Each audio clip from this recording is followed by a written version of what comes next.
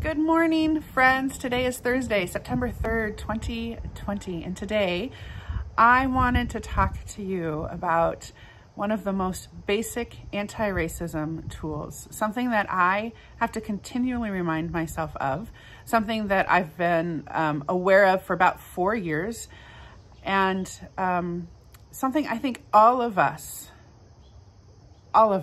white people, need to work on all the time. And if we do just this one thing, the world will be a better place.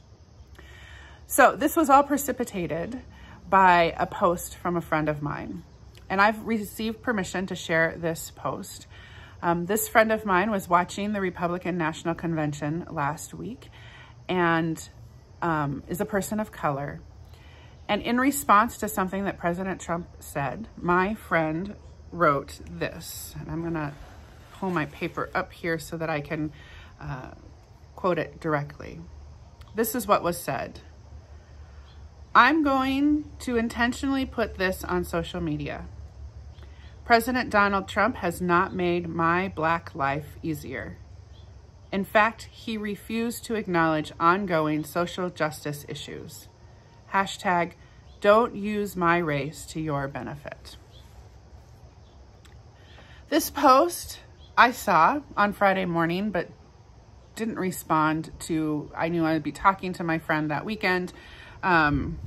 And I was in the midst of a huge baking project. And so actually was not on social media much, but my family and friends were. And so that's how I heard that in conversation, mostly drew support.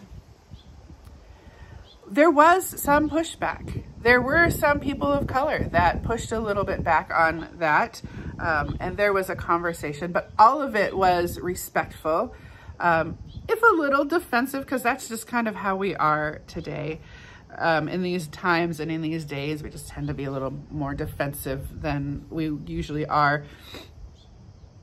But there was one response that turned this post into a conversation about anti-racism. And that comment was made by a white person. And this is where that number one, most basic rule was violated. But that person has deleted all of their comments and replaced them with emojis, which, can I just say, don't do that. That's just wrong. Stand by your words. And if you change your mind, if you learn or grow from interactions on social media, then say so. But don't delete all your comments and then replace them with emojis. That's almost even worse. So I can't directly quote the original comment, but I do know what it says because this has been a topic of conversation all week. This person wrote, "You disappoint me with each post." Now, friends, that may seem rather benign to you, but it is not. That post by a white person to a Black person's post is meant to silence and to devalue their lived experience. So here's the rule. The number one most basic rule as we work to be anti-racist is to not talk, but listen when a person of color shares their lived experience. Period. I'm just gonna let that sit there for a second. The reason this is the most basic of rules is because oftentimes when we find ourselves becoming defensive or wanting to silence someone or argue with someone as a white person, and then that other someone is a person of color, although this is true for just about anything, that has more to do with us than them.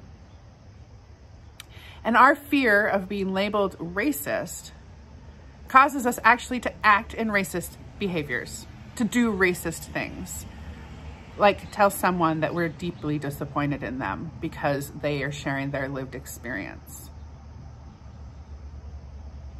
So your assignment this week, should you accept it, is to seek out posts, writings, podcasts, whatever you can of people of color sharing their lived experience. And then simply sitting with your reactions and asking yourself why you're reacting that way. I'm gonna bet, because this is my experience, that the reason that I have always found myself becoming defensive and wanting to defend myself or wanting to say, but wait, no, that's not true, is because I don't want to be labeled a racist. And I don't consider myself, or haven't considered myself, a racist. But dear white friends, we are all racist in some way. That is just the system we have been born in. Our work now is to make sure that we are more anti-racist than racist. And then I want you to get used to saying to yourself, I act in racist ways. And then you get to say to yourself, but I am working on acting more anti-racist. And then if you have more questions, if you want to talk about this in any way, seek out another white person to talk about this with. You can call me.